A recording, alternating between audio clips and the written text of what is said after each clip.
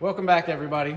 I just finished removing this flimsy Moroso alternator bracket to replace it with the most inexpensive alternator bracket on the whole internet. Stick with me for just a few minutes and I'll give you a few tips and tricks to get this thing installed and lined up correctly. So I lost a belt at the racetrack the other night. I bought a new belt, and when I tightened it up, noticed how crooked this Moroso bracket is. It kind of twists as you tighten it down because it has no support between the water pump and the alternator, so it's just into the head. I'm going to take this off and replace it with one that supports it from the water pump too. All right, here's what's in the box of the new one.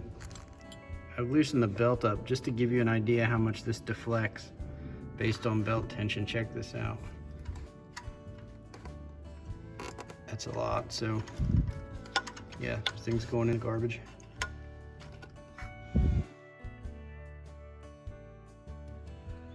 Had to take the water pump pulley off to get that bolt out and to get the new one in.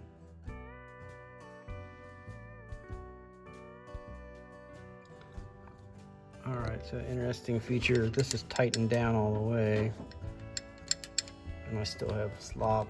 That bolt is just bottoming out in the block, so I guess I'll shorten it a little bit. I ended up shortening the bolt that much. Got that all tightened down. The moment of truth, does this bolt go into the head? Here we go. Let's hope for the best. Okay, so it's mocked up. Potentially it's in line. All right, when you don't have instructions, sometimes you make assumptions that are not correct. So I had it upside down. It's got to mount this way, and then the adjuster is here. This little fella is supposed to go here. This hole does not line up, so I'm gonna have to grind the ends off of this and hopefully get it to sit down on there a little better. I had to remove a fair amount of material to get this thing to fit. It could just be because it's an aftermarket alternator, who knows, but anyway, it fits now. So we'll go ahead and put it on there. All right, so that's what you end up with the turnbuckle here. It does come with this bolt, and I misplaced it somewhere in all this riffraff thing to show. Super close here on this water pump. I assume nothing's really gonna flex here, so it's probably not that big a deal. It doesn't hit, but man, it's close. Everything's back together now.